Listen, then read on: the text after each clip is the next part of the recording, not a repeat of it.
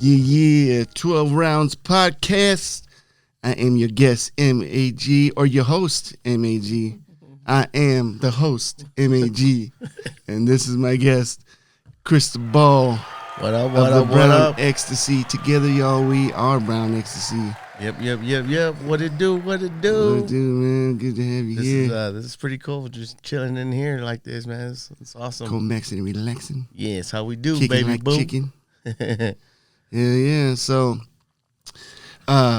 this was a podcast, man, probably long overdue, and it's kind of crazy that we're just initiating it ourselves, you know. Now we have the 12 Rounds Podcast, and this podcast was built to share stories of like, you know, people prevailing and overcoming obstacles and For sure, man. Stuff like that. So, yeah, man, ever since we were kids, we definitely had some obstacles, but I thought it'd be cool to kind of share with everybody, not only as the host of 12 Rounds and letting everybody know kind of what the whole thing that projected this idea, you know, from the clothing line to this podcast. It's just, you know, it was one of those things where boxing was a big part of our lives growing up. Yeah, you big know? time. Like our family was like, if you didn't box, then you were out. Yeah, you weren't doing nothing. You weren't part of this family. But you can't fight. You get out. But it saved a lot of us in a lot of ways, because instead of being on the streets, we turned to boxing, and initially that was one of the first ideas that I had with the 12 Rounds boxing apparel, was to kind of bring the love back for the sport, because nowadays it's all saturated by politics, and it's like, yep. even UFC, MMA is all like just saturated with, it's like the WWF now. It's not even real. Yep. So get disappointed from you think these people can go out there and fight, you know, in the ring and whatnot, and then they lose. It's like, what? You know, you think they could do a lot better in the rounds, and it seems like they got bought off or whatever. Yeah, it's what I didn't watch the fight because I already knew what was going to happen. The Sean O'Malley fight and Peter Yan. Like, I mean, I ain't got hate for anybody, but like, you got to work, dude, to freaking make your way up the ladder. And Sean O'Malley hasn't fought anybody, and to go from fighting nobodies. Well, and then he did fight. He fought what's his name? Michael Jackson. No, Pedro de Pacas. What was his name? Tito something. Jackson. Anyways, yeah, and he freaking got knocked out, got so bad, dude. And that was the only, you know, like kind of credible fighter that he ever fought. And then he goes from that to fighting Peter Yan, which Peter Yan's a beast, dude. Like his skill level is not even the same place. Right. And now they're saying that, you know, that he beat Peter Yan, O'Malley beat Peter Yan, and like anyways. Yeah, so that's off the topic now, but yeah, I was saying, you know, the reason, that's the biggest reason why I wanted to bring the love back for the sport of boxing and try to bring it back to what it originally meant to us, you know, and then also giving it the life perspective, you know, of going 12 rounds and, you know, going the distance, you know, right. Whether you get knocked down, you get up and you go the distance, you know, right.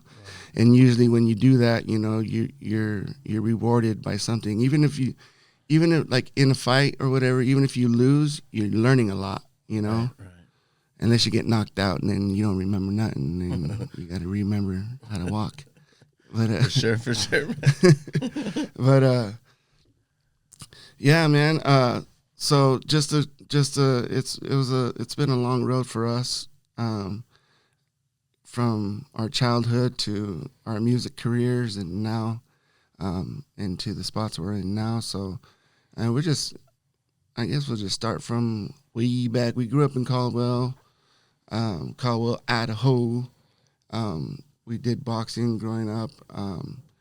Actually, Krystobal had a pretty awesome boxing career. Why don't you just talk about that for a minute? Well, I started when I was younger. I'll say maybe about 6, 7 years old. And I was training with the Fighting Garcias, which all our uncles are all ex-pro fighters. Did that for a while. Learned a lot from all my uncles for sure. And then started doing the amateur boxing and actually certified to fight or whatever. And started doing MMA because my brother, Mark, he's the one that got into the whole MMA first and started teaching me some of his skills and whatnot. AKA MAGZ. Yeah, that would be him. Uh-huh. And then just started doing the ultimate stuff, and then went on to the professional boxing, and I did pretty good. Not bad for all the years that I've boxed. Just like my brother was saying, like it was kind of like a therapy for me from all the struggles in life. That kind of helped a lot with the struggles and even getting practice too. We'd have to like stay over at grandma's house or whatever just to get over to practice and stuff because we grew up hella poor, man. Like we could hardly get anybody to come spend the night at our house because like we didn't have like proper heating or cooling in our house. So in the wintertime it was like Alaska. We actually had a run from Napa to Caldwell just to get our cardio going, and then once we get to the boxing gym, it was like, here we go again. Which is about 11 miles for those who don't know. It's about 11 miles. It's about 11 miles, and you walk. Back in the day, that wasn't. We used to walk that all the time. It didn't seem that far. You walk it now, it's like it's forever, dude. But it was so weird. I couldn't even imagine my own kids being 10 years old, running or walking that distance just to get to their sports.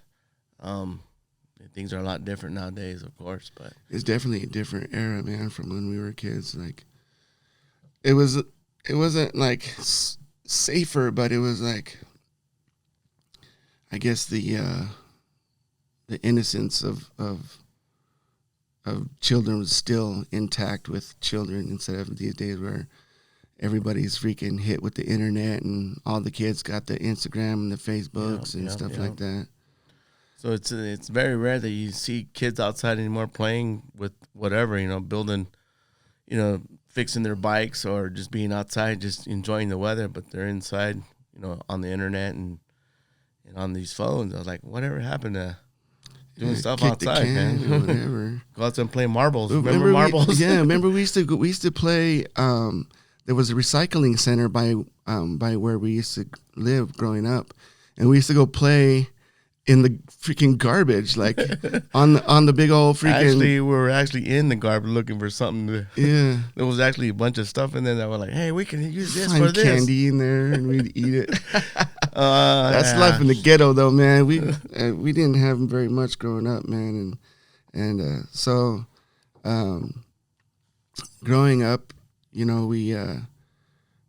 did have art, and that's one thing I give props, for Dad, showing me about art and teaching me about stuff, because when he used to do all that freaking beads and stuff, he would show me how to do that, and then I came up with the whole like being artistic thing. It just really clicked with me, and besides fighting, that was another thing for us, and we danced as kids too. Yeah, we were dancers. Definitely, the dancing was a big part of my life too. As it was another thing that just kind of got me to keep going for my goals. Achieving my goals. Dancing was another way I can express my feelings and do certain things that people were like, put smiles to people's face, which it was like the energy. I get off the energy from when I do something like that. They just like, wow, that's awesome, and it kind of gives other people like, I want to be a dancer too. You know what I mean? Yeah. So that was something I like to do. I remember thinking, because I remember we used to do dance competitions. We used to go and compete in different dance competitions. And I remember thinking, even as a 12, 13-year-old, like that was going to be our way out of the ghetto, you know what I mean? Like out of the hood, we can get famous by doing that. And I think that's one of the things that sparked the whole thing with our music career. And it started out with our little brother Eric. It was me and our little brother Eric, aka the Lover. The Lover. And yeah, we started rapping at parties, and we would bring instrumental tapes with us, and we'd play the tapes at parties, and we'd rap. And man, that kind of took off fast, because it was from doing parties. Next thing you know, we were doing lowrider shows with Mr. Shadow, Cali Lifestyle, MC Menace, freaking like, man, there was a bunch of them. What was it? Clica One was the other guys. Clica One was the other dudes. But yeah, we ended up coming out in Lowrider magazine and everything, you know, and then I knew, I was like, man, maybe this is the ticket way out. out. Yeah, this is the one out the ghetto. It's so funny because, you know, we all in our family, we have a lot of talent. Like the Garcia, like the Fighting Garcias, they put their name on in Idaho that, you know, they're known for the boxing, and there were a lot of good fighters in our family. So they put the name in Idaho. And so for us, like our family, like you and me and my, you know, our immediate family, we all have these natural talents where we want to, I don't know, it's just something about putting our name in Idaho. Like everybody knows who we are. Like either they know us as fighters, or they know us as musicians, or they know you as a sound engineer. He's a really good recording studio guy. I mean, everybody knows who we are. And then some people even say that, yeah, they're our family. Like, well, yeah, they're our family. Like, Oh, yeah, I remember, who are you again? And remember this is my cousin and this and that. Yeah, like, I remember that one girl was telling, we worked with the guy, and he was like, yeah, I met this girl, so that she knows y'all. And she said that you were her cousin, but I wasn't. And homeboy was like, well, they're brothers. She's like, well, I don't know, but I don't know that guy, but I know that guy's my cousin. Right, she was pointing at you because our CD covers, but right. Yeah, it's so weird. But the thing is, I was trying to say, like, we always put somehow, we always do something that just puts our last name, Garcia, or, you know, MAG, or Krystobal from Fighting, or you from Fighting, or whatever. You know what I mean? It makes us feel good, because we at one point we had a lot of fans when they were playing our stuff on the radio. You know, people from prison that inspired them. You know, they said a lot of stuff about, you know, it touched them in a certain way and everything. And that is like our payoff. Our like, it's our good feeling, that knowing that we can touch other people's hearts and help other people in another way. You know what I mean? So yeah, I remember the fan mail back in the day was pretty freaking awesome, man. Getting some cool fan mail from people all over. Back in and like I said, our you know, our rap stuff, we did Chicano Rap, and like when we started doing Chicano Rap out here, there wasn't Chicano rappers, right? So I mean, we've been dubbed, you know, the Chicano 208 pioneers, you know, of this area or whatever, but which feels good, you know, and we stay humble enough to know that, you know, like we were only trying to do our job as artists and make a come up. And like I was saying, it was when we started, it was me and Eric as Brown Ecstasy, right? And for all y'all that don't know or whatever, that was our little brother. This was a brother thing. Brown Ecstasy was a brother thing, is a brother thing. And my little brother, who initially was the other member with me before Krystobal came in, and I'll tell you the story about that in a second. Our little brother Eric passed away, aka the Lover. He passed away, and that kind of like put a whole halt to the whole music thing. And just like I said, we went from doing, you know, performances at freaking local house parties to hitting stage with the Lowrider magazine shows, you know, doing big stuff with you know, artist that I named earlier, and Chalk Steely, baby. All that, yeah, Chalk, man. You gotta give love to Chalk Steely, Yeah, man. That's man. one of our. He's one of our Favorites, dogs, man. Yeah, he's a dog. I listened to Chalk, man, before I even got to meet him, and they always say, never meet the people that that you vibe with or whatever on the record or whatever, because they'll always disappoint you. But man, Chalk's my boy, man. Chalk's freaking as a down ass dude right there. I like him. But he's a Salty Water Records with Lifestyle with no E. He produced all kinds of stuff, man. Lone Star Riders, just like I said, Lifestyle with no E. He did work with Low G. They did an album called Beep. Manasa. Manasa. Yeah, can remember. But anyways, Right, so back to that. Little brother passed away, and that put a halt to the music thing for us for like 2 years, right?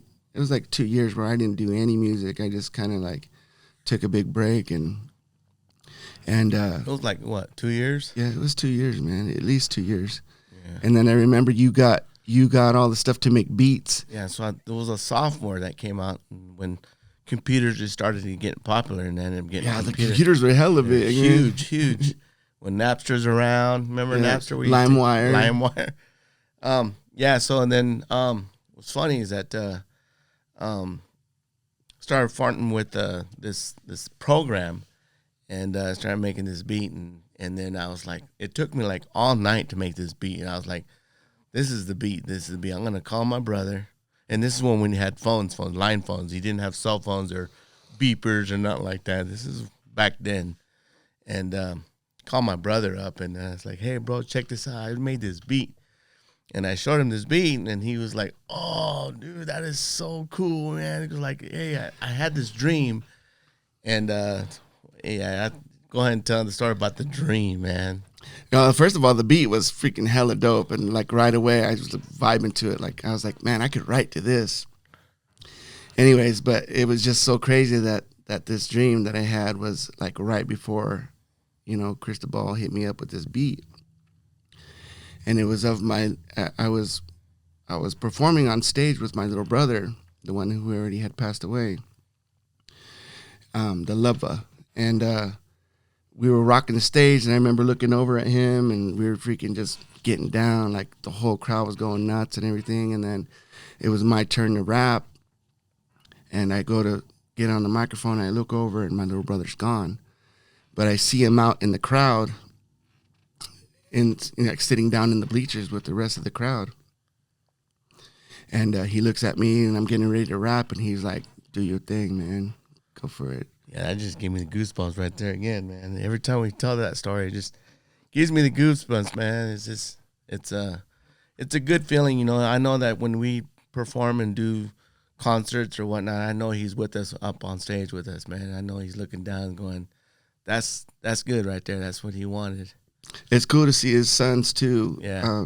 Be so much like him, and like, so we got to cut a record before he passed away, which was called "Coming At Ya," and it was actually courtesy of Krystobal and my cousin Manny. They put in the money to buy studio time for us so we could go record the whole album. Actually, I think it was Uncle Albert. I think was it Albert? I think it was Uncle Albert that helped out with the funds. Yeah, but I remember being in the studio, and back in those days, it was like one cut, it was that's like it. Yeah, it was like Richie Valens type stuff, man. Like we were just, oh my love, no, Richie, do it again. 50 takes, I didn't hear a difference in one. But yeah, Valenzuela was her dad's last name. You can't just cut it in half. Yeah, so it was like a one take, and that was it. And then there was a master, and then the CD was burnt, and that was it. Yeah, it was crazy, man. But after that dream and then having you make that beat, it was like just destiny that it was supposed to happen like that. Yeah. And then from there, like, it just took off. We just, like, the Brown Ecstasy thing. Started all over.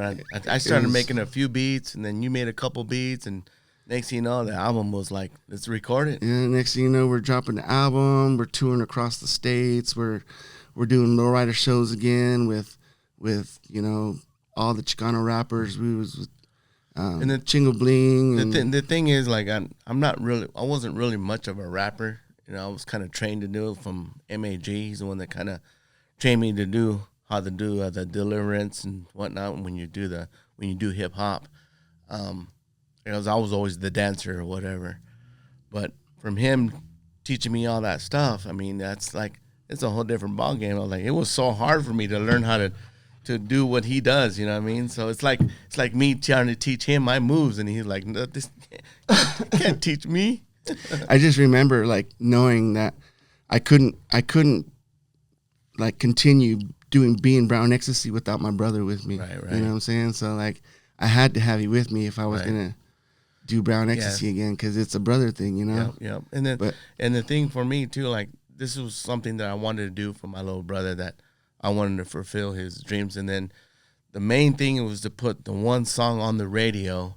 And back in the days, you know, you couldn't get your song on the radio. Yeah, no, we did all the footwork for that. You could not just, you couldn't there just wasn't say, like hey, man, YouTube. There wasn't none of that. Yeah, it was very, very hard. And I don't know what we did, but we got it to happen. And we heard it on the radio for the first time. And I was like, man, I got goosebumps all over right now. Yeah, but the first time we heard, me and my brother were like, it's on the radio, dude. Like, wow. Like, we were so shocked, and it was just like the movies, wow. like The Temptation or the Five Heartbeats, when they first hear their song on the radio, they're like, quit singing that part. You know, freaking. Yep. But yeah, but it was hard. I remember the exact time and where we were when we first heard it. It was a good accomplishment. I mean, like, for us, for people that want goals and they strive for their goals, you can make it happen, you know. Sure. We kept pushing, and next thing you know, the song's on the radio. So if whatever you want to do in life, if you push, you'll get there. You'll eventually get there, man. For sure. So yeah, and we didn't give up. We just, like I said, we got to tour all over the United States with some pretty cool acts, you know. Did over 100 shows too. So being pretty good, you know, company with some of the stars that we were sharing the stage with. But you know, and that's one of the things, you know, like, coming from where we came from, like, we didn't, it was hard for my dad to give us support. He supported us because, like, he would be like, hey, come show my homies how you dance or whatever, you know what I mean? But it was hard. I could be sick and thrown up. I don't care. Get out there and they'll give you some money. Go out there and break dance. It was hard for him to show real support for us, because my dad raised us by himself. He raised us 5 kids by himself, and so it was four kids by himself. Well, there was probably a fifth one. We don't know who he is or she. Oh, no. Well, yeah, because I guess, no, yeah, it was 5 of us. Yeah, anyways, yeah, that's what happens when you start getting older. You start, how many is there? We're all like counting our fingers, like 1, 2, 3. It could be like, and one more, and one. Could be like one dad and with his 13 siblings, 14, whatever they are. But no, it just goes to show, you know, like, regardless, you know, like, we could have ended up with the way we grew up, and, like, we could have ended up in jail. There were so many other places we could have ended up, but for sure we stuck to our goals and, like, fought to make our dreams reality, and you know, going from trying to figure out whether our thing was dancing or rapping or music, whatever it was, you know, brings us to this time now. You know, we're still successful people. You know, like, doing this 12 rounds thing has been a huge blessing for me. And well, you've come around.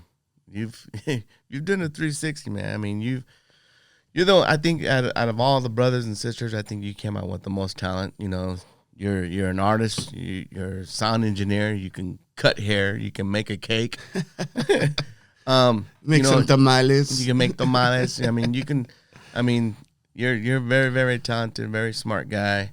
Went to college, got a degree, was on the president's list. I mean, on and on, and I can go on all day about my brother. Like, he's so smart and talented. Like, wow, like, just give me some of that, you know, let me borrow some of that for a day or whatever. But, you know, like, out of everybody, I think he's the most talented. You know, this guy can play guitar. I mean, this guy's really, really, really, really talented. Well, that's smart, the thing, man. Is we're all blessed with our. And when I talents. say this guy, I mean my brother. You know, what would you say? And make cheesy in the plate, the easy. Yeah, and you know, like we're just like I always tell you, Krystobal, like we all have our things that, you know, like your ability to manipulate electronics and stuff like that, like always blows me away too. Like, and that's your talent, man.